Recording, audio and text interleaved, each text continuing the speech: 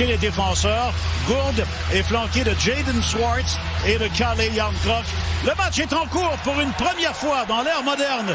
Canadiens Seahawks, on vous souhaite une bonne fin de soirée à RDS. Voilà la contre-attaque à 3 joueurs du côté du Kraken. Jordan Eberle tire et le but! Oh, est-ce qu'on l'a regardé faire tout le travail? Et c'est 1-0 Seattle. Rencontre d'aujourd'hui, il manœuvre à sa guise alors qu'on procédait à des changements. L'espace entre les attaquants et les défenseurs est beaucoup trop grand. Et le repli de Dvorak est tellement agressif que regardez tout l'espace qui est créé dans le haut de l'enclave. Et aussitôt l'attaque, la contre-attaque à 4 joueurs. Larsson tire du revers et à son tour, Allen y va d'un bel arrêt sur un bon tir bas. Ouais, ou simplement de soulever la rondelle et vous entendrez souvent ce qui peut avoir l'air dué ici, mais c'est bel et bien Gourou. Ouais. Voilà, attention, Tanev qui s'amène, remet derrière, tire! Oh, c'est repoussé par Yoel Armia en plongeant.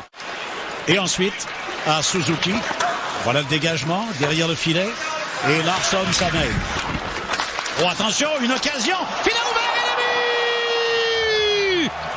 Oh, le revirement coûte cher au Kraken, et c'est 1. Pour Nick Suzuki, c'est ce que son entraîneur Dominique Ducharme demandait. Qu'il soit plus qu'une menace pour passer la rondelle. Vous avez vu le tir de Suzuki qui crée ce retour de lancer et le bâton de Jaden Schwartz directement au visage sous la visière protectrice de Mike Hoffman. Qui était Jared McCann qui s'amène en contre-attaque. McCann derrière à Oleksiak. Le tir et le but! Oh, quel beau jeu préparé par Oleksiak. Brendan Tanev porte la marque de 1.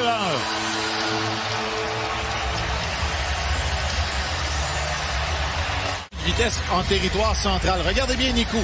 Kulak va venir l'aider, mais regardez bien les joueurs du Canadien. Cherchez les joueurs à marquer par la suite. Personne ne s'occupe de Tanev à l'embouchure du filet. Ce qui laisse tout le temps à Oleksiak, un défenseur qui s'amène dans l'attaque également. On a vu Don le faire à plusieurs reprises. Et lorsqu'Oleksiak... Long jeu vers Dvorak. Il est arrêté à la ligne bleue. Et là, ce sera un 2 contre 1. Gourde avec Jarnkrok. Filet ouvert et le but!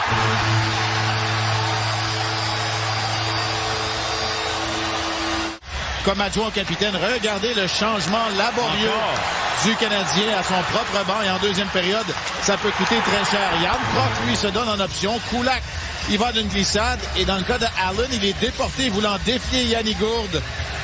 On célèbre au bas du... Gallagher tente de rejoindre Suzuki, c'est raté. Et on aura des changements du côté du Canadien. Et là, contre-attaque, Tanev tire et le but! Et est-ce que c'est encore la même chose qui survient?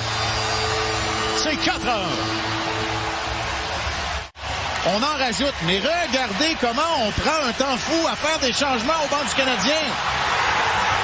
Yanni Gourde a fait le même manège que lors de sa dernière présence, sauf que cette fois-ci, il alimente Tanev qui, lui, s'échappe.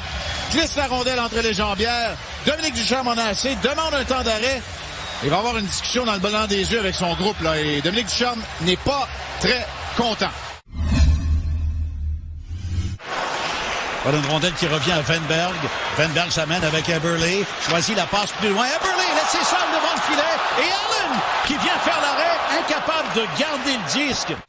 Et au chapitre des mises en jeu, là, on est à 60-40 en faveur du Kraken, qui pourtant est la dernière équipe dans la Ligue nationale. La dernière. Et attention, voilà Donato qui s'amène seul. La feinte, le tir et le but! Ryan Donato.